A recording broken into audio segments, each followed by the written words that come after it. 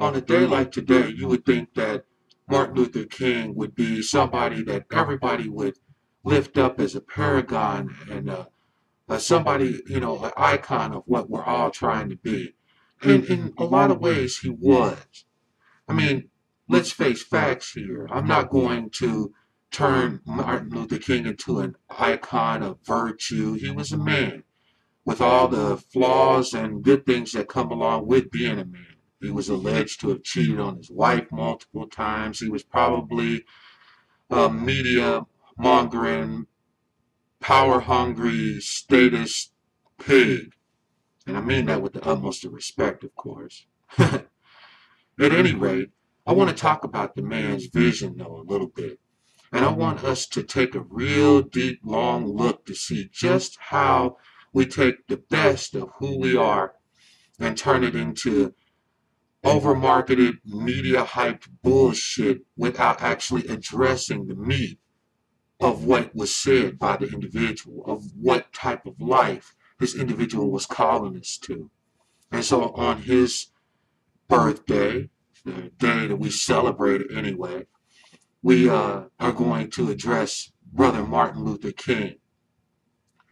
Martin Luther King was just like any other black man of his time, for the most part. He was considered what we would call maybe middle class to upper middle class, obviously highly educated. He was a decent individual. I'm sure he had his faults, but who cares about any of that? At any rate, he wanted the same things as any other person in his position would want. He could turn on the television or open up a magazine just like anybody else and see a world that was being shown to him that he was being denied simply because of the color of his skin. This enraged the man, I'm sure. Any black man, including myself, can take one good long look at this culture, at this society, and see our place that we've been put into it, and it pretty much will enrage anybody. But Martin Luther King, unlike most of us, decided to step up and use his talents, his abilities to be able to do something about it. And the only thing a preacher is really good at ultimately is exhortation, talking, doing this. So he opened up his mouth and he started to speak. Martin Luther King talked about the injustice of people having to be forced to ride in the back of the bus, or having their votes not count for shit due to lame tests and laws and other institutionalized racist crap. He talked about the ability to be able to drink or eat or live wherever a person wants, regardless of their skin color.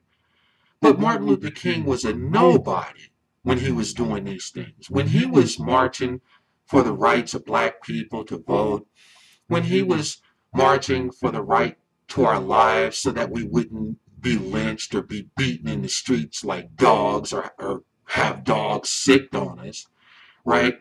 Nobody gave a shit. Oh, it sounded nice, but at the end of the day, nobody really cared. Nobody that could do anything about it. I mean, the fact is that Martin Luther King was just one of many so-called ministers or preachers who were saying the same thing. Where Martin Luther King got his power, where Martin Luther King became somebody to fear, and where he ultimately became a threat and killed because of it, was when Martin Luther King started to step outside of his own community. When Martin Luther King started to address not just the wants, the desires, the fears, the goals, the wishes of his own people, but when he started to see how what was being done to his people was just part and parcel of what was being done to all people who lack power, that's when he became a threat. That's when Martin Luther King became somebody that the powers that be, the people that own you and me, that's when he became somebody that they needed to take out of the box. When Martin Luther King started to speak about the war in Vietnam, and not just the war in Vietnam, but imperialism as a whole, when he started to address America's desire to be a hegemon and rule all over the entire planet Earth in the name of democracy and free markets, when he started to call out the hypocrisy of claiming to want freedom for all peoples on the planet Earth while they were tyrannizing immigrants blacks, Native Americans right here in the good old United States of America, he became a threat. When Martin Luther King looked at our economic system and saw the huge inequality that existed even back when he was around in the 60s, when he started to see how the economic system created poverty and how the economic system could be tweaked and changed to make opportunities available for everyone, even within his own status milieu, that's when he became somebody to fear.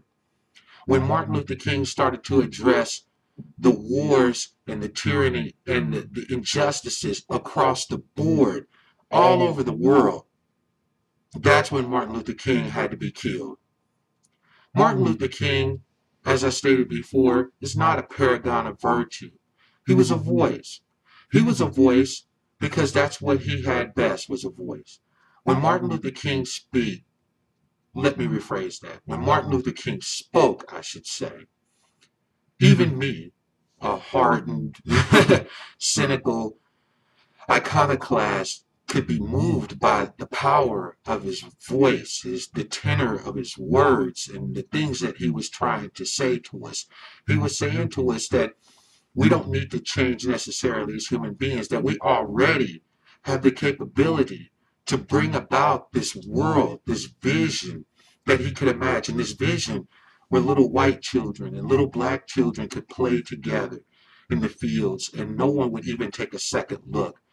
A vision where someone was judged, if they needed to be judged, by the content of their character and not the color of their skin. Where every human being had the opportunity for freedom, for peace, for justice, for equal opportunities in life. Martin Luther King became a threat because he was able for a change to look outside of his own experience and see that his experience wasn't just his experience. It wasn't just his people's experience. It was the experience of all the people in the world that lack power to change their circumstances. Martin Luther King taught us that if we are going to have this world that we know is capable, that we need to stand up, that we need to open our mouths, that we need to shuffle our feet down the street and march and protest, that we need to fight. Now, Martin Luther King was a nonviolent, peaceful person, something that I believe he was influenced by Mahatma, which I hate to use that term, but by Mohandas Gandhi and his Satyagraha philosophy, which I don't agree with. But that being said, the man was right.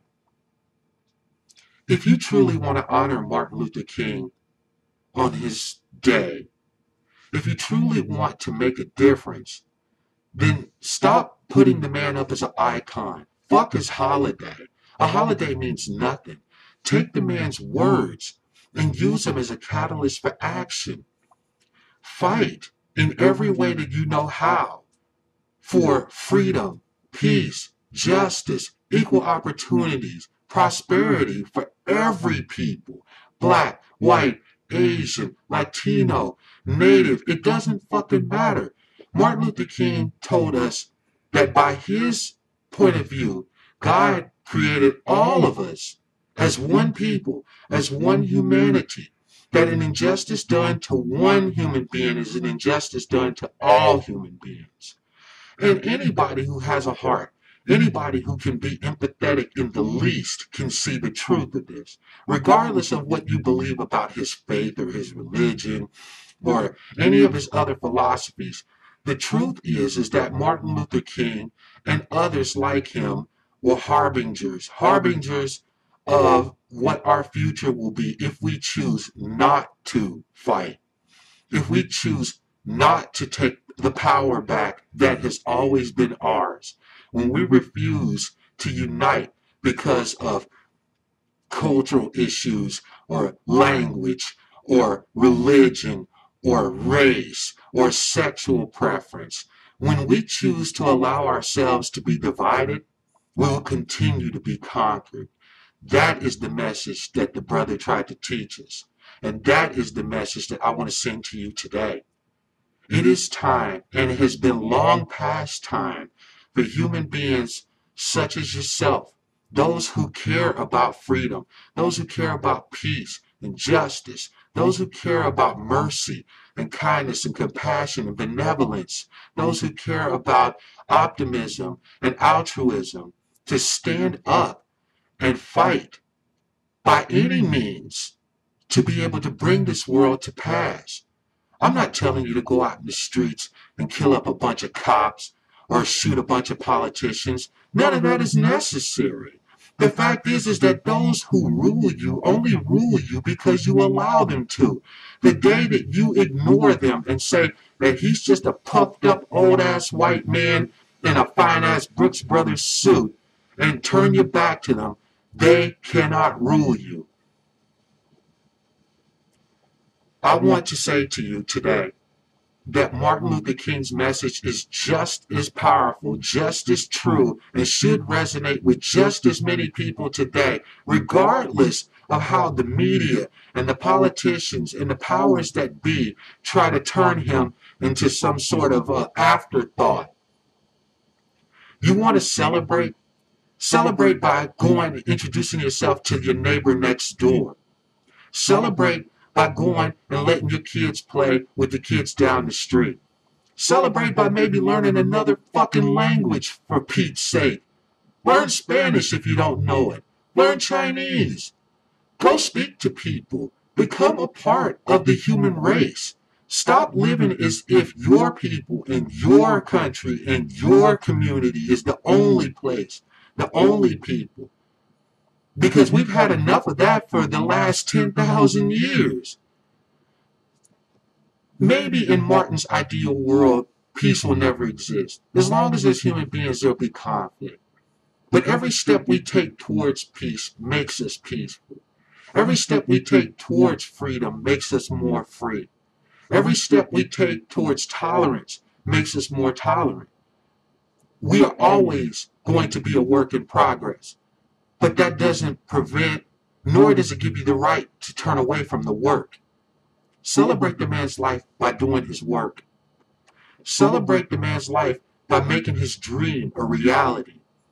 Otherwise, keep his name out of your mouth and stop pretending that you give a shit about the man just because it's fashionable to care about somebody who maybe have been ahead of a cause.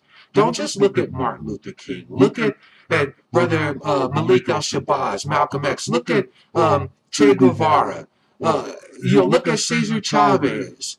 Look at all the different freedom fighters all around the world who have suffered and died at the hands of the statists to make sure that you had the opportunity to be a free human being, to choose your own life and to live your own way.